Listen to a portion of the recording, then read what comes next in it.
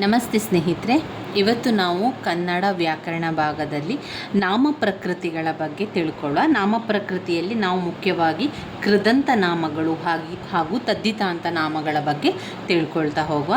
ಅದರ ಜೊತೆಗೆ ರೂಢನಾಮ, ಅಂಕಿತ ನಾಮ, ಅನ್ವರ್ಥ ನಾಮದ ಬಗ್ಗೆ ಕೂಡ ತಿಳ್ಕೊಳ್ಳುವ. ಇವುಗಳು ಪ್ರಶ್ನೆಗಳು ನಮಗೆ TET ಪರೀಕ್ಷೆಗಳಲ್ಲಿ ಅನೇಕ ಬಾರಿ ಕೇಳಿರುವಂತಹ ಪ್ರಶ್ನೆಗಳು. ನಾಮಪ್ರಕೃತಿಗಳಲ್ಲಿ ಎರಡು ವಿಧಗಳನ್ನು ಗುರುತಿಸ್ಬೋದು. ನಾಮಪ್ರಕೃತಿಯಲ್ಲಿ ಒಂದು ಸಹಜವಾದ ನಾಮಪ್ರಕೃತಿ, ಆಮೇಲೆ ಸಾಧಿತ ನಾಮಪ್ರಕೃತಿಗಳು. ಸಹಜವಾದ ನಾಮಪ್ರಕೃತಿಗಳು ಅಂತ ಹೇಳಿದರೆ ಮನುಷ್ಯರ ಹೆಸರನ್ನು ಹೇಳುವಂಥದ್ದು, ಪ್ರಾಣಿಗಳ ಹೆಸರು ಹೇಳುವಂಥದ್ದು, ವಸ್ತುಗಳ ಹೆಸರು ಹೇಳುವಂಥದ್ದು, ವಸ್ತುಗಳ ಗುಣಸ್ವಭಾವಗಳನ್ನು ಹೇಳುವಂಥದ್ದು, ಕಾಲ, ಸ್ಥಾನ, ಅಳತೆ, ದಿಕ್ಕು, ಸಂಖ್ಯೆಗಳನ್ನು ಸೂಚಿಸುವಂಥ ಶಬ್ದಗಳು. ಸಾಧಿತ ನಾಮಪ್ರಕೃತಿಗಳು 2-3 ಪದಗಳು ಸೇರಿ ಒಂದು ಪದವಾಗುವ ಸಮಾಸಗಳು, ಧಾತುವಿಂದ ಹುಟ್ಟಿದ ಕೃದಂತ ನಾಮಗಳು, ತದ್ದಿತ ಪ್ರತ್ಯಯ ಸೇರಿ ಉಂಟಾದ ತದ್ದಿತಾಂತ ನಾಮಪ್ರಕೃತಿಗಳು. ಇಲ್ಲಿ ಸಹಜ ನಾಮಪ್ರಕೃತಿಗಳು ಬರುವಂಥದ್ದು ಹೊಲ, ನೆಲ, ಜನ, ಮನೆ, ಮರ, ಕಲ್ಲು, ಸೀತೆ ಎನ್ನುವಂಥ ಸಹಜವಾದ ಒಂದು ನಾಮಪ್ರಕೃತಿಯಾಗಿರುವಂಥದ್ದು. ಇದರಲ್ಲಿ ನಾವು ಸಾಧಿತ ಇದರಲ್ಲಿ ಬೇರೆ ಬೇರೆ ವಿಚಾರಗಳನ್ನು ಕಾಣ್ತೇವೆ. ನಾವು ಕೃದಂತಗಳು ಮತ್ತು ತದ್ದಿತಾಂತಗಳ ಬಗ್ಗೆ ತಿಳ್ಕೊಳ್ಳುವ. ಕೃದಂತಗಳು ಮತ್ತು ತದ್ದಿತಾಂತಗಳ ಬಗ್ಗೆ ಪ್ರಶ್ನೆಗಳನ್ನು ಕೇಳಿದ್ದಾರೆ. ಧಾತುಗಳಿಗೆ ಕೃತ್ ಪ್ರತ್ಯಯಗಳು ಆ ಸೇರಿ ಕೃದಂತ ನಾಮಗಳು ರೂಪುಗೊಳ್ಳುತ್ತದೆ. ಇವುಗಳು ವಿಭಕ್ತಿ ಪ್ರತ್ಯಯನ್ನು ಹೊಂದಿ ನಾಮಪದಗಳಾಗ್ತದೆ. ಇವುಗಳನ್ನು ಕೃದಂತ ನಾಮ ಅಥವಾ ಕೃದಂತ ಭಾವನಾಮ ಅಥವಾ ಕೃದಂತ ಅವ್ಯಯಗಳೆಂದು 3 ವಿಧಗಳಲ್ಲಿ ಹೇಳ್ತೇವೆ. ಕೃದಂತ ನಾಮ, ಕೃದಂತ ಭಾವನಾಮ ಮತ್ತು ಕೃದಂತ ಅವ್ಯಯ ಆಗಿರುವಂಥದ್ದು. ಇಲ್ಲಿ ಕೃದಂತ ನಾಮದಲ್ಲಿ ಮುಖ್ಯವಾಗಿ ಉದಾಹರಣೆಯನ್ನು ನಾವು ನೋಡುವ, ಆವಾಗ ನಿಮಗೆ ಏನು ಅಂತ ಸ್ಪಷ್ಟವಾಗಿ ಅರ್ಥ ಆಗ್ತದೆ.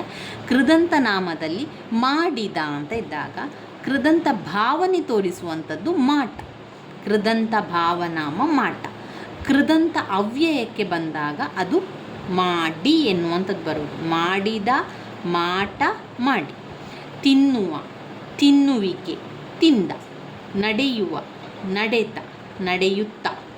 ಹೋಗದ, ಹೋಗುವಿಕೆ, ಹೋಗಲು ಎನ್ನುವಂಥದ್ದು ಕೃದಂತ ನಾಮಕ್ಕೆ ಬರ್ತದೆ. ಈಗ ಒಂದು ಉದಾಹರಣೆಯನ್ನು ನೆನಪಲ್ಲಿಟ್ಕೊಂಡು ಉಳಿದಿರುವಂಥದ್ದನ್ನು ನೀವು ಗುರುತಿಸ್ಕೊಳ್ಬೋದು. ಕ್ರಿಯಾಧಾತುವಿನ ಮೇಲೆ ಆಖ್ಯಾತ ಪ್ರತ್ಯಯಗಳು ಸೇರಿ ಕ್ರಿಯಾಪದಗಳಾಗ್ತದೆ.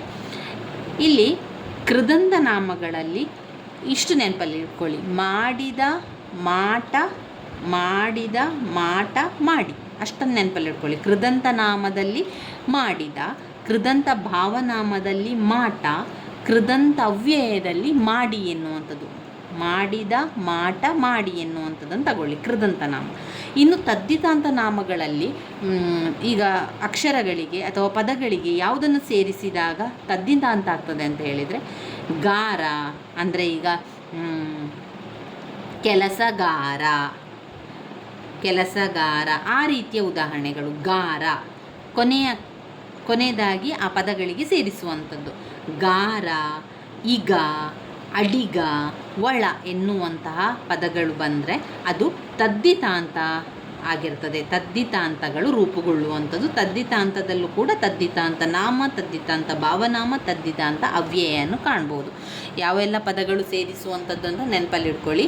ಒಂದು ಗಾರ, ಆಮೇಲೆ ಈಗ, ಅಡಿಗ, ಒಳ, ಒಟ್ಟು 4 ಪದಗಳನ್ನು ಸೇರಿಸುವಂಥದ್ದು. ಅಲ್ಲಿ ತದ್ದಿತಾಂತಗಳು ಬರುವಂಥದ್ದು ಯಾವುದೆಲ್ಲ? ತದ್ದಿತಾಂತಕ್ಕೆ ಗಾರ ಏನು ಹೇಳ್ತೇವೆ ನಾವು? ಕೊಲೆಗಾರ, ಮಾಟಗಾರ, ಗಾರ ಅಂತ ಸೇರಿಸುವಂಥದ್ದು. ಆಮೇಲೆ ಈಗ, ಈಗ, ಅಡಿಗ, ಒಳ. ಗಾರ, ಈಗ, ಅಡಿಗ, ಒಳ ಯಾವುದೆಲ್ಲ? ಗಾರ, ಈಗ, ಅಡಿಗ, ಒಳ ಎನ್ನುವಂಥ ಸೇರಿಸುವಂಥದ್ದು. ಕೃದಂತ ನಾಮ, ಭಾವನಾಮ, ಅವ್ಯಯದಲ್ಲಿ ಮಾಡಿದ, ಮಾಟ, ಮಾಡಿ ಎನ್ನುವಂಥದ್ದನ್ನು ಬರ್ತದೆ. ಇನ್ನು ಇದರಲ್ಲಿ ನೋಡುವ ತದ್ದಿತಾಂತ ನಾಮಗಳು, ತದ್ದಿತಾಂತ ಭಾವನಾಮ, ತದ್ದಿತಾಂತ ಅವ್ಯಯ. ನಾಮಪದಗಳ ಮೇಲೆ ಗಾರ, ಕಾರ, ಈಗ, ವಂತ ಇತ್ಯಾದಿ ಪ್ರತ್ಯಯಗಳು ಸೇರಿಸುವ. ಹಾವಾಡಿಗ, ಬಳೆಗಾರ, ಬಳೆಗಾರ ಹಾವಾಡಿಗ. ಈ ರೀತಿಯಾಗಿ ತದ್ದಿತಾಂತ ಭಾವನಾಮದಲ್ಲಿ ನಾಮಪದಗಳ ಮುಂದೆ ಭಾವಾರ್ಥದಲ್ಲಿ ಭಾವ ಅರ್ಥ ಇರುವಂಥದ್ದು. ತನ, ಇಕೆ, ಪು ಈ ರೀತಿ ಬಡತನ, ಚೆಲುವಿಕೆ ತದ್ದಿತಾಂತ ಭಾವನಾತ್ಮಕ್ಕೆ ಬರ್ತದೆ. ಇನ್ನು ತದ್ದಿತಾಂತವ್ಯಯ ಅಂತ ಬಂದಾಗ ನಾಮಪದಗಳ ಮುಂದೆ ಅಂತೆ ಎಲ್ಲ ಬರುವಂಥದ್ದು. ರಾಮನಂತೆ, ಚಂದ್ರನವಲು, ಮನೆಯ ತನಕ, ಅವನ ಮಟ್ಟಿಗೆ, ಅವನಿಗೋಸ್ಕರ. ಇದು ತದ್ದಿತಾಂತ ಅವ್ಯಯ. ತದ್ದಿತಾಂತವ್ಯಯಕ್ಕೆ ಈ ರೀತಿಯಾಗಿ ಬರುವಂಥದ್ದು. ರಾಮನಂತೆ, ಚಂದ್ರನುಲು. ಅದುವೇ ತನ, ವಿಕೆ ಅಂತ ಬಂದಾಗ ತದ್ದಿತಾಂತ ಭಾವನಾಮ. ಬಡತನ, ಚೆಲುವಿಕೆ, ಕಿವುಡ ಈ ರೀತಿ ಬರುವಂಥದ್ದು ತದ್ದಿತಾಂತ ಭಾವನಾಮ. ಕೃದಂತನಾಮ ಮತ್ತು ಕೃದಂತ ಭಾವನಾಮ ಅದು ನಾವು ತಿಳ್ಕೊಂಡೆವು. ತದ್ದಿತಾಂತಗಳು ಕೂಡ ಗಾರ, ಈಗ, ಅಡಿಗ, ಒಳ ಇವಿಷ್ಟು ಅದಕ್ಕೆ ಸೇರುವಂಥದ್ದು. ಇನ್ನು ನಾಮವಾಚಕದ ಪ್ರಕೃತಿಯನ್ನು ನೋಡುವ. ವಸ್ತುವಾಚಕ, ಗುಣವಾಚಕ, ಸಂಖ್ಯಾವಾಚಕ, ಪರಿಮಾಣವಾಚಕ ಅದೆಲ್ಲ ಇದೆ. ವಸ್ತುವಾಚಕ ಎನ್ನುವಂಥದ್ದು ವಸ್ತು ಮತ್ತು ಸ್ಥಳಗಳಿಗೆ ಸಂಬಂಧಪಟ್ಟಂಥ ವಸ್ತುವಾಚಕ. ಇದರಲ್ಲಿ ಇನ್ನು 3 ವಿಧ: ರೂಢನಾಮ, ಅಂಕಿತನಾಮ, ಅನ್ವರ್ಥನಾಮ ಎನ್ನುವಂಥದ್ದು. ರೂಢನಾಮ ಅಂದರೆ ರೂಢಿಯಿಂದ ಬಂದಿರುವಂತಹ ಪದ. ಹುಡುಗ, ಹುಡುಗಿ, ಹುಡುಗ, ಹುಡುಗಿ ಅದೆಲ್ಲ ರೂಢ ಅದು ರೂಢ ಅಲ್ಲ, ಅದು ನಾವು ಬಳಸುವಂಥದ್ದು. ಹುಡುಗ, ಹುಡುಗಿ ಹೌದು, ಅದು ರೂಢನಾಮಕ್ಕೆ ಬರ್ತದೆ. ಯಾವುದೆಲ್ಲ ರೂಢನಾಮಕ್ಕೆ ಬರ್ತದೆ? ರೂಢಿಯಿಂದಾಗಿ ಬಳಸುವಂತಹ ಪದಗಳು ರೂಢನಾಮಗಳು. ನದಿ, ಬೆಟ್ಟ, ಗುಡ್ಡ, ಹಳ್ಳಿ, ನಗರ, ಹುಡುಗ. ಬೆಟ್ಟ, ಗುಡ್ಡ, ಹಗುರ, ನದಿ, ಪರ್ವತ, ಊರು, ನದಿ, ಹಳ್ಳಿ, ನಗರ, ಹುಡುಗ ರೂಢನಾಮ. ಅಂಕಿತನಾಮ ಹೆಸರುಗಳು. ಅದು ಹುಡುಗನ ಹೆಸರಿರ್ಬೋದು, ಹುಡುಗಿ ಹೆಸರಿರ್ಬೋದು, ಅಥವಾ ನದಿ ಹೆಸರು ಕೂಡ ಆಗಿರ್ಬೋದು. ಗಂಗಾ, ಕಾವೇರಿ, ಯಮುನಾ, ಹಿಮಾಲಯ, ಮೈಸೂರು ಅದೆಲ್ಲ ಅಂಕಿತನಾಮದಲ್ಲಿ ಬರುವಂಥದ್ದು. ಅನ್ವರ್ಥನಾಮ ಅಂದರೆ ಆ ಒಂದು ವಿಚಾರಕ್ಕೆ ಅದನ್ನು ಅನ್ವರ್ಥ ಬರುವಂಥ ರೀತಿಯಲ್ಲಿ ಅರ್ಥವನ್ನು ಕೊಡುವಂಥದ್ದು. ಕುಂಟ, ಕಾಲು ಇಲ್ಲದವ ಕುಂಟ, ಕಿವಿ ಕೇಳದವ ಕಿವುಡ, ಕಣ್ಣು ಕಾಣದವ ಕುರುಡ ಈ ರೀತಿಯಾಗಿ ಕುಂಟ, ಕುರುಡ, ಕಿವುಡ. ಆಮೇಲೆ ವ್ಯಾಪಾರ ಮಾಡುವವನು ವ್ಯಾಪಾರಿ, ವಿದ್ವಾಂಸಿ, ರೋಗದಿಂದ ಹೊಂದಿರುವಂಥ ರೋಗಿ, ಯೋಗಿ. ರೋಗಿ, ಯೋಗಿ, ವಿದ್ವಾಂಸ, ವ್ಯಾಪಾರಿ ಅನ್ವರ್ಥನಾಮಕ್ಕೆ ಬರ್ತದೆ. ಅಂಕಿತನಾಮ ಗಂಗಾ, ನದಿ, ಕಾವೇರಿ, ಹಿಮಾಲಯ, ಮೈಸೂರು ಅದೆಲ್ಲ ಅಂಕಿತನಾಮ. ರೂಢನಾಮ ರೂಢಿಯಿಂದ ಬಂದಿರುವಂಥದ್ದು. ನದಿ, ಬೆಟ್ಟ, ಗುಡ್ಡ, ಹಳ್ಳ, ನೀರು, ನದಿ, ಊರು, ಹಳ್ಳಿ, ನಗರ, ಹುಡುಗ ಅದೆಲ್ಲ ರೂಢನಾಮದಿಂದ ಬರುವಂಥದ್ದು. ಗುಣವಾಚಕ ಅಂದರೆ ಗುಣವನ್ನು ಸೂಚಿಸುವಂಥ ಪದಗಳು. ಅಂದರೆ ಈಗ ಒಂದು ಗುಣ, ಒಂದು ತಾವರೆ, ಕೆಂಪಾದ ತಾವರೆ, ಕೆಂದಾವರೆ. ಕಪ್ಪಾದ ಕಲ್ಲು, ಕಪ್ಪುಗಲ್ಲು. ಬೆಳ್ಗೊಡೆ, ಕೆಂಪು ಬಟ್ಟೆ. ಕಾರ್ಮೋಡ, ಕಪ್ಪಾದ ಮೋಡ, ಕಾರ್ಮೋಡ. ಬಿಳಿಯಾದ ಕೊಳೆ, ಬಿಳ್ಗೊಡೆ. ಕೆಂಪು ಬಟ್ಟೆ. ಸಂಖ್ಯಾವಾಚಕ ಸಂಖ್ಯೆಗಳಿರ್ತದೆ. 1, 2, 3, 4 ಅಥವಾ ಸಂಖ್ಯೆಗಳಲ್ಲಾದರೆ ಈ ರೀತಿಯಾಗಿರ್ತದೆ. ಅಥವಾ ಏನು ಹೇಳ್ತೇವೆ ಅದಕ್ಕೆ, ಒಂದು ಶಬ್ದ ಅಂತ, ಒಂದು ಅಂಕೆ ಅಂತ ಬಂದಾಗ ಅದು ಪಂಚಮಿ ಅಥವಾ ಷಷ್ಠಿ ಅಥವಾ ಅದು ದಶ ಅಂತ ಬಂದಾಗ ಕೂಡ ಅದು ಸಂಖ್ಯೆಯಿಂದ ಕೂಡಿರ್ತದೆ. ಅದನ್ನು ಸಂಖ್ಯಾವಾಚಕ. ಭಾವನಾಮ ಭಾವನೆ, ವಸ್ತುಗಳ ಮತ್ತು ಕ್ರಿಯೆಗಳ ಭಾವವನ್ನು ತಿಳಿಸುವಂಥ ಶಬ್ದ. ಬಿಳಿದರ ಭಾವ ಬಿಳುಪು, ಕಪ್ಪಾದ ಭಾವ ಕಪ್ಪು, ಹಿರಿದರ ಭಾವ ಹಿರಿಮೆ, ನೋಡುವುದರ ಭಾವ ನೋಟ, ಮಾಡುವುದರ ಭಾವ ಮಾಟ, ಕೂಡುವುದರ ಭಾವ ಕೂಟ ಎನ್ನುವಂಥದ್ದು ಭಾವನಾಮಕ್ಕೆ ಬರುವಂಥದ್ದು. ಪರಿಮಾಣವಾಚಕ ಅಂದರೆ ಅಷ್ಟು, ಇಷ್ಟು, ಗುಡ್ಡದಷ್ಟು, ಆನೆಯಷ್ಟು ಅದೆಲ್ಲ ಪರಿಮಾಣವಾಚಕಕ್ಕೆ ಬರ್ತದೆ. ಪ್ರಕಾರವಾಚಕಗಳು ವಸ್ತುವಿನ ಸ್ಥಿತಿ ರೀತಿಗಳನ್ನು ತಿಳಿಸುವ ಶಬ್ದಗಳೆಲ್ಲ ಪ್ರಕಾರವಾಚಕಗಳೆನಿಸು. ಇವು ಒಂದು ಬಗೆಯ ಗುಣವಾಚಕಗಳೇ. ಇಂತಹ, ಅಂಥವರು, ಇಂಥವರು ಅದು ಪ್ರಕಾರವನ್ನು ತಿಳಿಸುವಂಥದ್ದು. ದಿಗ್ವಾಚಕ ಅಂದರೆ ದಿಕ್ಕುಗಳು, ಪೂರ್ವ, ಪಶ್ಚಿಮ, ಉತ್ತರ, ದಕ್ಷಿಣ ಅದೆಲ್ಲ ದಿಕ್ವಾಚಕಗಳು. ಸರ್ವನಾಮ ಅಂದರೆ ನಾಮಪದಗಳು. ಸರ್ವನಾಮ ಅಂತ ಹೇಳಿದರೆ ಒಂದು ಸಂಬಂಧ ಇನ್ನೊಂದನ್ನು ಹೇಳುವುದು. ಅವನು, ಇವನು, ಅವಳು, ಅದು, ಇದು, ಯಾವನು, ಅವಳು ಅದೆಲ್ಲ ಕೂಡ ಸರ್ವನಾಮಕ್ಕೆ ಬರ್ತದೆ. ಸರ್ವನಾಮದಲ್ಲಿ ಮತ್ತೆ 3 ವಿಭಾಗ ಕಾಣಬಹುದು. ಪುರುಷಾರ್ಥಕ ಸರ್ವನಾಮ, ಪ್ರಶ್ನಾರ್ಥಕ ಸರ್ವನಾಮ, ಆತ್ಮಾರ್ಥಕ ಸರ್ವನಾಮ. ಪುರುಷಾರ್ಥಕ ಸರ್ವನಾಮ, ಪ್ರಶ್ನಾರ್ಥಕ ಸರ್ವನಾಮ, ಆತ್ಮಾರ್ಥಕ ಸರ್ವನಾಮ. ಪುರುಷಾರ್ಥಕ ಸರ್ವನಾಮದಲ್ಲಿ ಪ್ರಥಮ ಪುರುಷ, ಮಧ್ಯಮ ಪುರುಷ, ಉತ್ತಮ ಪುರುಷ. ಪ್ರಥಮ ಪುರುಷ, ಮಧ್ಯಮ ಪುರುಷ, ಉತ್ತಮ ಪುರುಷ ಎನ್ನುವಂತಹ ಪುರುಷಾರ್ಥಗಳನ್ನು ಕಾಣ್ಬೋದು. ಪುರುಷಾರ್ಥ ಸರ್ವನಾಮ ಇಲ್ಲಿ ಉತ್ತಮ ಪುರುಷ ಯಾರು? ನಾನು ಮತ್ತು ನಾವು. ನಾನು, ನಾವು ಉತ್ತಮ ಪುರುಷ. ನೀನು, ನೀವು ಮಧ್ಯಮ ಪುರುಷ. ಆಮೇಲೆ ಪ್ರಥಮ ಪುರುಷ ಅವನು, ಅವಳು, ಅದು, ಇದು ಎಲ್ಲ ಪ್ರಥಮ ಪುರುಷಕ್ಕೆ ಬರ್ತದೆ. ನಾನು ಮತ್ತು ನಾವು ಎನ್ನುವಂಥದ್ದು ಉತ್ತಮ ಪುರುಷ. ಮಧ್ಯಮ ಪುರುಷ ನೀನು ಮತ್ತು ನೀವು ಮಧ್ಯಮ ಪುರುಷ. ಪ್ರಥಮ ಪುರುಷ ಅವನು, ಅವಳು, ಅವರೆಲ್ಲ ಪ್ರಥಮ ಪುರುಷದಲ್ಲಿ ಬರ್ತಾರೆ. ಇನ್ನು ಪ್ರಶ್ನಾರ್ಥಕ ಪ್ರಶ್ನೆಗಳು ಬರುವಂಥದ್ದು. ಆತ್ಮಾರ್ಥಕ ಸರ್ವನಾಮ ಅಂದರೆ ತಾನು ಹೇಳಿದ್ರೆ ತಾವು, ತಾನು ಹೇಳಿದ್ರೆ ತಾವು, ಆನು ತಾನು, ಆನು ತಾನು. ಆತ್ಮಾರ್ಥಕ ಸರ್ವನಾಮ ತಾನು ತಾವು. ನಾಮ ಪ್ರಕೃತಿ ಪುಲ್ಲಿಂಗ ಸ್ತ್ರೀಲಿಂಗ ನಪುಂಸಕ ಲಿಂಗಗಳಿಂದಲೂ ಏಕವಚನ ಬಹುವಚನ ಭೇದಗಳಿಂದಲೂ ಉ, ಅನ್ನು, ಇಂದ, ಗೆ, ಕೆ, ದಿಸೆಯಿಂದ, ಅಲ್ಲಿ, ಎ, ಇರ ಇತ್ಯಾದಿ ವಿಭಕ್ತಿ ಪ್ರತ್ಯಯಗಳಿಂದಲೂ ಅನೇಕ ರೂಪಭೇದಗಳನ್ನು ಭಾಷೆಯಲ್ಲಿ ಪಡೆಯುವಂಥದ್ದು. ಇನ್ನು ಬರುವಂಥದ್ದು ಕ್ರಿಯಾಪದ. ಕ್ರಿಯೆಗಳನ್ನು ತಿಳಿಸುವಂಥದ್ದು ಕ್ರಿಯಾಪದ. ಹೇಳುತ್ತಿದ್ದಾನೆ, ಮಾಡುತ್ತಿದ್ದಾನೆ, ನೋಡುತ್ತಿದ್ದಾನೆ ಎನ್ನುವಂಥದ್ದು. ಕ್ರಿಯಾಧಾತುಗಳಲ್ಲಿ ಮೂಲಧಾತು ತೆರೆ, ತೆರು, ಒದೆ, ಮಾಡು, ತಿನ್ನು, ಹೊಳೆ, ಬದುಕು, ತಾ, ಅರಿ, ಸುರಿ ಮೂಲಧಾತು ಆಗಿರ್ತದೆ. ಪ್ರತ್ಯಯಾಂತ ಧಾತುಗಳು ನಾಮ ಪ್ರಕೃತಿ ಪ್ಲಸ್ ಇಸು ಪ್ಲಸ್ ಧಾತು ಕ್ರಿಯಾಪದ ಈ ರೀತಿಯಾಗೆಲ್ಲ ಬರ್ತದೆ. ಇನ್ನು ಒಂದು ಪ್ರಶ್ನೆ ಪತ್ರಿಕೆಯಲ್ಲಿ ಬಂದಿರುವಂಥದ್ದು ಸಕರ್ಮಕ ಧಾತು ಮತ್ತು ಅಕರ್ಮಕ ಧಾತು ಎನ್ನುವಂಥದ್ದು. ಇಲ್ಲಿ ಸಕರ್ಮಕ ಧಾತು ಅಂತ ಹೇಳಿದರೆ ಅಲ್ಲಿ ಈಗ ಯಾವುದಾದ್ರೂ ಒಂದು ಅದು ಸಕರ್ಮಕವಾಗಿರ್ತದೆ, ಮತ್ತೊಂದು ಅಕರ್ಮಕವಾಗಿರ್ತದೆ. ಅಕರ್ಮಕವಾದ ಧಾತು ಅಂತ ಹೇಳಿದರೆ ಅಲ್ಲಿ ಪ್ರಶ್ನೆಯನ್ನು ಕೇಳಲಿಕ್ಕೆ ಸಾಧ್ಯ ಆಗುವುದಿಲ್ಲ. ಅಕರ್ಮಕ ಧಾತುವಿಲ್ಲಿ ಓಡು ಅಂತ ಹೇಳಿದರೆ ಏನನ್ನು ಓಡು ಅಂತ ಕೇಳಲಿಕ್ಕೆ ಆಗ್ತದ? ಇಲ್ಲ. ಹೋಗು ಅಂತ ಹೇಳಿದರೆ ಏನನ್ನು ಹೋಗು ಅಂತ ಹೇಳಲಿಕ್ಕಾಗ್ತದೆ? ಅಥವಾ ಹೆದರು ಏನನ್ನು ಹೆದರು ಅಂತ ಎಲ್ಲಿ ಪ್ರಶ್ನೆಯನ್ನು ಕೇಳಲಿಕ್ಕೆ ಸಾಧ್ಯವಿಲ್ಲೋ ಅದು ಅಕರ್ಮಕ ಧಾತು. ಇನ್ನು ಸಕರ್ಮವಾಗುವಂಥದ್ದು ಸಕರ್ಮ ಆಗುವಂಥದ್ದು ಅಂದರೆ ಅದರ ಮುಂದೆ ಪ್ರಶ್ನೆಗಳನ್ನು ಹಾಕ್ಕೊಳ್ಬೋದು. ಓದು, ಏನನ್ನು ಓದ್ತಾ ಇದ್ದೀಯಾ, ಅಥವಾ ಏನನ್ನು ಅಂತ ಪ್ರಶ್ನೆಯನ್ನು ಹಾಕಲಿಕ್ಕೆ ನಮಗೆ ಆಗ್ತದೆ. ಅಂಥ ಸಂದರ್ಭದಲ್ಲಿ ಅದು ಸಕರ್ಮಕ ಧಾತು ಆಗಿರ್ತದೆ.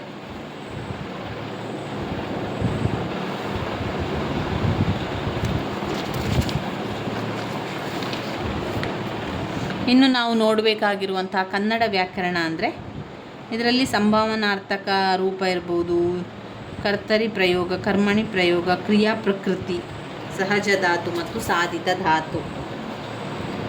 ಸಹಜ ಧಾತು ಸಕರ್ಮಕ, ಅದು ಮಾಡು, ತಿನ್ನು, ಬರೆ, ಓದು ಕರ್ಮಪದವನ್ನು ಅಪೇಕ್ಷಿಸುವ ಧಾತು. ಮಾಡು, ಇಲ್ಲಿ ನೋಡಿ ಸಹಜ ಧಾತು ಸಕರ್ಮಕ ಮತ್ತು ಅಕರ್ಮಕ. ಸಕರ್ಮಕದಲ್ಲಿ ಅದು ಮಾಡು ಅಂತ ಏನನ್ನು ಮಾಡು ಅಂತ ಪ್ರಶ್ನೆ ಹಾಕ್ಲಿಕ್ಕೆ ಆಗ್ತದೆ. ತಿನ್ನು, ಏನನ್ನು ತಿನ್ನು ಎನ್ನುವಂಥ ಪ್ರಶ್ನೆ ಹಾಕ್ಲಿಕ್ಕೆ ಆಗ್ತದೆ.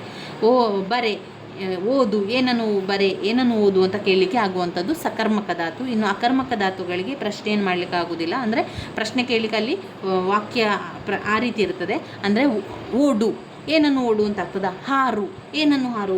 ಮಲಗು, ಏನನ್ನು ಮಲಗು ಅಂತ ಆಗ್ತದ? ಆಗುವುದಿಲ್ಲ. ಏಳು ಎನ್ನುವಂತೆ ಏನನ್ನು ಏಳು ಅಂತ ಆಗ್ತದ? ಅಲ್ಲಿ ಪ್ರಶ್ನೆಯನ್ನು ಹಾಕ್ಲಿಕ್ಕೆ ಆಗೋದಿಲ್ಲ. ಆದ್ದರಿಂದ ಅದು ಅಕರ್ಮಕ ಧಾತು. ಇನ್ನು ಸಾಧಿತ ಧಾತು ಕನ್ನಡ ನಾಮ ಪ್ರಕೃತಿಗಳಿಗೆ ಅನುಕರಣ ಶಬ್ದಕ್ಕೆ ಇಸು ಹತ್ತಿದವು. ಕನ್ನಡಿಸು, ದಗದಗಿಸು. ಕನ್ನಡ ಧಾತುಗಳ ಮೇಲೆ ಇಸು ಪ್ರತ್ಯಯ. ಸಂಸ್ಕೃತ ನಾಮ ಅದರಲ್ಲಿ ಪ್ರಕೃತಿಗಳಿಗೆ ಇಸು ಪ್ರತ್ಯಯ ಬರುವುದು. ಭಾವಿಸು. ಇದರಲ್ಲಿ ಕ್ರಿಯಾಪದ ವಿದ್ಯಾರ್ಥಕ ಕ್ರಿಯಾಪದ, ನಿಷೇಧಾರ್ಥಕ ಕ್ರಿಯಾಪದ, ಸಂಭವನಾರ್ಥಕ ಕ್ರಿಯಾಪದ. ಕ್ರಿಯಾಪದ ಪ್ರಯೋಗವು ಕರ್ತರಿ ಪ್ರಯೋಗ ಮತ್ತು ಕರ್ಮಣಿ ಪ್ರಯೋಗ ಎನ್ನುವ ಕರ್ತೃ ಪ್ರಧಾನ ಮತ್ತು ಕರ್ಮ ಪ್ರಧಾನವಾಗಿರುವಂಥದ್ದು ಕರ್ತರಿ ಪ್ರಯೋಗ ಮತ್ತು ಕರ್ಮಣಿ ಪ್ರಯೋಗ. ವಿದ್ಯಾರ್ಥಕ ಕ್ರಿಯಾಪದಗಳು ಧಾತು ಅಖ್ಯಾತ ಪ್ರತ್ಯಯ ವಿದ್ಯಾರ್ಥಕ ರೂಪ. ಮಾಡು, ಅಲಿ, ಮಾಡಲಿ, ಹಾಡು, ಅಲಿ, ಹಾಡಲಿ, ಕಲಿ, ಓಣ, ಕಲಿಯೋಣ ಈ ರೀತಿಯಾಗಿ ಬರ್ತದೆ. ನಿಷೇಧಾರ್ಥಕ ಅಂತ ಹೇಳಿದರೆ ಅದು ನೆಗೆಟಿವ್ ಆಗಿ ಬರುವಂಥದ್ದು. ಅಲ್ಲಿ ಮಾಡು, ಮಾಡನು, ಮಾಡು, ಮಾಡಳು ಈ ರೀತಿಯಾಗಿ ನೆಗೆಟಿವ್ ಆಗಿ ಬರುವಂಥದ್ದು ಅದರಲ್ಲಿ ಕಾಣ್ಬೋದು.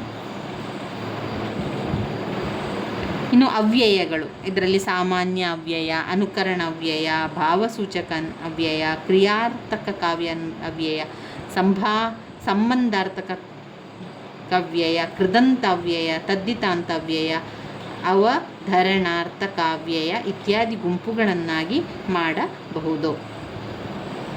ಸಾಮಾನ್ಯವಾಗಿ ಬರುವಂಥದ್ದು ಅಥವಾ ಸಾಮಾನ್ಯ ಅವ್ಯಯ ಯಾವ ರೀತಿ ಇರ್ತದೆ? ಅದು ಚೆನ್ನಾಗಿ, ಸುಮ್ಮನೆ, ಮೆಲ್ಲನೆ, ಅಂತೂ, ಇಂತು, ನೆಟ್ಟನೆ, ಕೂಡಲೇ, ಚೆನ್ನಾಗಿ, ನೆಟ್ಟನೆ, ತಟ್ಟನೆ, ಬಿಮ್ಮನೆ, ಸುಮ್ಮನೆ, ಕೂಡಲೇ, ಬೇಗ ಎನ್ನುವಂಥದ್ದು ಸಾಮಾನ್ಯ ಅವ್ಯಯಕ್ಕೆ ಬರ್ತದೆ. ಸಾಮಾನ್ಯ ಅವ್ಯಯಕ್ಕೆ ಬಂದ ನಂತರ ನಾವು ನೋಡಬೇಕಾದ್ದು ಅನುಕರಣವ್ಯಯ. ಅನುಕರಣೆ ಮಾಡುವಂಥದ್ದು ಎರಡೂ ಪದಗಳು ಕೂಡ ಒಂದೇ ಅರ್ಥವನ್ನು, ಅನುಕರಣವ್ಯಯಲ್ಲಿ ಎರಡೂ ಪದಗಳು ಅರ್ಥವಿಲ್ಲದ ಧ್ವನಿಯಾಗಿರ್ತದೆ. ಅಂದರೆ ಮಿರ ಮಿರ, ಜಿರ ಜಿರ, ಗುರು ಗುರು ಅದೆಲ್ಲ ಅನುಕರಣವ್ಯಯ, ಅನುಕರಣೆಯನ್ನು ಮಾಡ್ತದೆ. ಅಂದರೆ ಎರಡೂ ಪದಕ್ಕೆ ಅರ್ಥವಿರುವುದಿಲ್ಲ. ಅನುಕರಣವ್ಯಯದಲ್ಲಿ ದಬ ದಬ, ಘಟ ಘಟ, ಚಟ ಚಟ, ಮಣ ಮಣ, ತಟ ತಟ, ರೊಯ್ಯನೆ, ದಡ ದಡ ಇದಕ್ಕೆ ಅರ್ಥವೇ ಇಲ್ಲ ನೋಡಿ. ಎರಡೂ ಒಂದೇ ಪದ. ಅಂದರೆ ಅಲ್ಲಿ ಅವರು ಅನುಕರಣೆ ಮಾಡಿದ್ದಾರೆ, ಒಂದೇ ಪದ ಅನುಕರಣೆಯನ್ನು ಮಾಡುತ್ತಾರೆ. ಆದರೆ ಅನುಕರಣೆಗೆ ಅನುಕರಣ ಅರ್ಥವಿಲ್ಲದಂತಹ ಧ್ವನಿಯಾಗಿರುತ್ತದೆ. ಅರ್ಥವಿಲ್ಲದ ಧ್ವನಿಯೇ ಅನುಕರಣವ್ಯಯ. ದಬ ದಬ, ಚಟಿ ಚಟಿ, ಚಣ ಚಣ ಅರ್ಥವಿಲ್ಲದ ಧ್ವನಿ ವಿಶ್ಲೇಷಣೆ ಅನುಕರಣ. ಭಾವಸೂಚನೆ ಶಬ್ದ, ಭಾವ, ಅಯ್ಯೋ, ಭಾ, ಚೇ, ಅಯ್ಯೋ ಎನ್ನುವಂಥ ಭಾವಸೂಚನ ಕಾವ್ಯಗಳಾಗಿರೋ ಕ್ರಿಯಾರ್ಥ ಕಾವ್ಯ ಅಲ್ಲಿ ಬೇಕು, ಹೌದು, ಸಾಕು ಎನ್ನುವಂಥದ್ದೆಲ್ಲ ಕ್ರಿಯೆಗೆ ನಾವು ಹೇಳುವಂಥದ್ದು. ಸಂಬಂಧಾರ್ಥಕ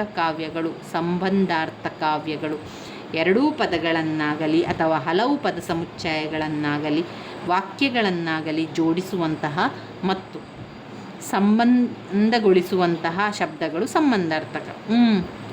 ಆದ್ದರಿಂದ ಕೃದಂತವ್ಯಯ ಧಾತುಗಳ ಮೇಲೆ ಉತ್ತ, ಅದೇ, ದರೆ, ಅಲು, ಅಲಿಕೆ ಇತ್ಯಾದಿ ಪದ ಸೇರಿಸಿ ಕೃದಂತವ್ಯಯ. ಇದು ಪೂರ್ಣ ಕ್ರಿಯಾರ್ಥವನ್ನು ಕೊಡದೆ ಇನ್ನೊಂದು ಕ್ರಿಯೆಯನ್ನು ಅಪೇಕ್ಷಿಸುವುದರಿಂದ ಇದನ್ನು ಅಪೂರ್ಣ ಕ್ರಿಯೆ ಅಥವಾ ನ್ಯೂನ ಕ್ರಿಯೆಗಳೆಂದು ಕರೆಯುವರು. ಉಣ್ಣುತ್ತಾ, ಬರಲು, ಬರುತ್ತಾ, ಬರೆದು, ಹೋಗಲಿಕ್ಕೆ, ಮಳೆ ಬರಲು ಕೆರೆ ತುಂಬಿತು. ಉಣ್ಣುತ್ತಾ, ಬರುತ್ತಾ, ಬರೆದು, ಹೋಗಲಿಕ್ಕೆ, ಬರಲು ಅದು ಕೃದಂತವ್ಯಯ. ಇನ್ನು ತದ್ದಿತಂತವ್ಯಯ ನಾಮಪದಗಳ ಮುಂದೆ ಅಂತೆ, ಓಲ್, ಉಲ್, ಓಲ್ ಈವರೆಗೆ ಮಟ್ಟಿಗೆ, ಓಸ್ಕರ, ಅಂತ, ಆಗಿ, ಓಸುಗ ಅಂತ ಈ ರೀತಿಯಾಗೆಲ್ಲ ಇರುವಂಥ ತದ್ದಿತಂತವ್ಯಯ ಅಂತಾರೆ. ಈಗ ಉದಾಹರಣೆ ನೋಡಿ, ಆಗ ಗೊತ್ತಾಗ್ತದೆ. ಶೇಖರನಂತೆ, ಅಂತೆ ಸೇರಿಸುವಂಥದ್ದು ತದ್ದಿತಾಂತ. ಅಂತೆ, ಶೇಖರನಂತೆ. ಚಂದ್ರನ್ ಒಲು, ಚಂದ್ರನ ಓಲು. ಊರವರೆಗೆ, ನನ್ನ ಸಲುವಾಗಿ ಇತ್ಯಾದಿ. ಅದು ಶೇಖರನಂತೆ, ಚಂದ್ರನಂತೆ, ಹೂವಿನಂತೆ ಅದು ತದ್ದಿತಂತವ್ಯಯಗಳು. ಕೃದಂತವ್ಯಯಗಳು ಧಾತುಗಳ ಮೇಲೆ ಉತ್ತ, ಅದೇ, ದರೆ, ಅಲು, ಅಲಿಕೆ, ಆ, ಇದ ಇತ್ಯಾದಿ ಪ್ರತ್ಯಯಗಳು ಸೇರಿ ಕೃದಂತವ್ಯಯಗಳೆನಿಸುವುದು. ಇದು ಪೂರ್ಣ ಕ್ರಿಯಾರ್ಥವನ್ನು ಕೊಡದೆ ಇನ್ನೊಂದು ಕ್ರಿಯೆಯನ್ನು ಅಪೇಕ್ಷಿಸುವುದರಿಂದ ಅಪೂರ್ಣ ಕ್ರಿಯೆ ಅಥವಾ ನ್ಯೂನ ಕ್ರಿಯೆಗಳೆಂದು ಕೂಡ ಕರೆಯುವರು. ಇದು ನಾವು ತದ್ದಿತಾಂತ ಕೃದಂತಗಳಲ್ಲೆಲ್ಲ ನೋಡುವಂಥದ್ದು. ಉತ್ತ, ದರೆ, ಅಲು, ಅಲಿಕೆ ತದ್ದಿತಂತವ್ಯಯ.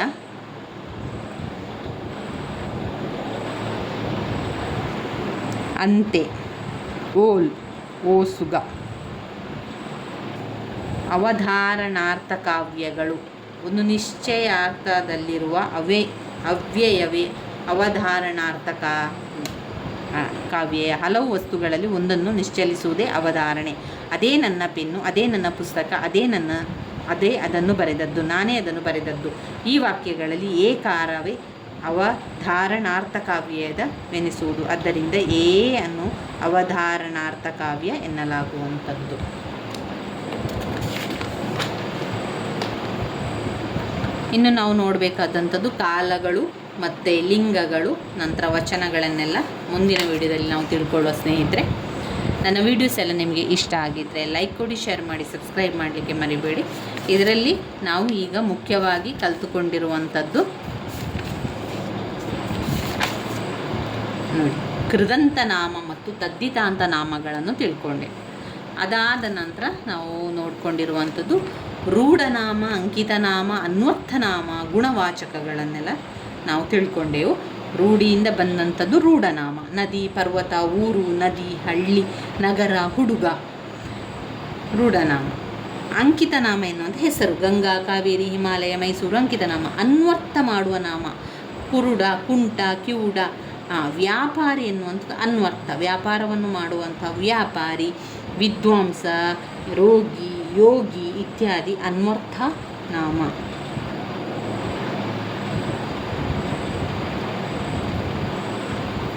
ಇನ್ನು ಇದರಲ್ಲಿ ನಾವು ಗುಣವಾಚಕಗಳನ್ನು ಓದ್ಕೊಂಡೆವು. ಕೆಂಪು ಬಟ್ಟೆ, ಬೀಳ್ಗೊಡೆ, ಕಾರ್ಮೋಡ ಗುಣವಾಚಕಗಳಾಗಿರು. ಸಂಖ್ಯಾವಾಚಕಗಳು ಸಂಖ್ಯೆಗಳು. ಅದಾದ ಮೇಲೆ ಭಾವ ನಾಮಗಳು, ಪರಿಣಾಮವಾಚಕಗಳು ಇಷ್ಟು, ಅಷ್ಟು, ಇಷ್ಟು, ಆನೆಯಷ್ಟು, ದೂರ, ಅಷ್ಟು, ಪರಿಮಾಣವಾಚಕ.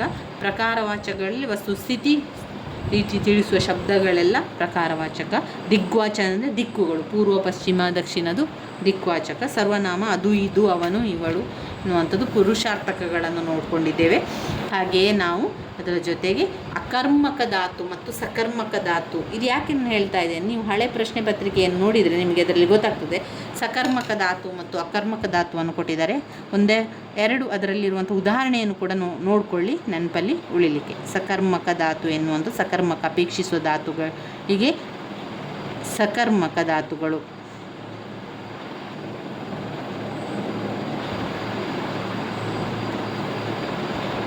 ಅಕರ್ಮಕ ಧಾತು ಓಡು, ಬಾಳು, ಹೋಗು, ಬರು, ನಾಚು, ಮಲಗು, ಓಡು, ಆಡು. ಅಕರ್ಮಕ ಧಾತು ಏನು ಅಳುತ್ತಿದೆ, ಏನು ಓಡುತ್ತಿದೆ ಎನ್ನುವಂಥದ್ದು ಪ್ರಶ್ನೆ ಬರುವುದಿಲ್ಲ. ಆದ್ದರಿಂದ ಇಲ್ಲಿ ಅಕರ್ಮಕ ಧಾತುಗಳು ಸಕರ್ಮಕ ಧಾತುಗಳು ಬೇರೆ ಬೇರೆ ಆಗಿರುವಂಥದ್ದನ್ನು ಕಾಣ್ಬೋದು. ಇನ್ನು ನಾವು ಓದ್ಕೊಳ್ಬೇಕಾಗಿರುವಂಥ ಮುಖ್ಯವಾದಂತಹ ಒಂದು ಪ್ರಶ್ನೆ ಅಂತ ಹೇಳಿದರೆ, ಕ್ರಿಯಾಪದವನ್ನು ತಿಳ್ಕೊಂಡೆವು. ಕ್ರಿಯಾಪದರಲ್ಲಿ ಅವ್ಯಯನ್ನು ತಿಳ್ಕೊಳ್ಳುವ. ಹಾಗೆಯೇ ಕಾಲಗಳನ್ನು ಮುಂದಿನ ವಿಡಿಯೋದಲ್ಲಿ ತಿಳ್ಕೊಳ್ಳೋ ಸ್ನೇಹಿತರೆ. ಧನ್ಯವಾದಗಳು.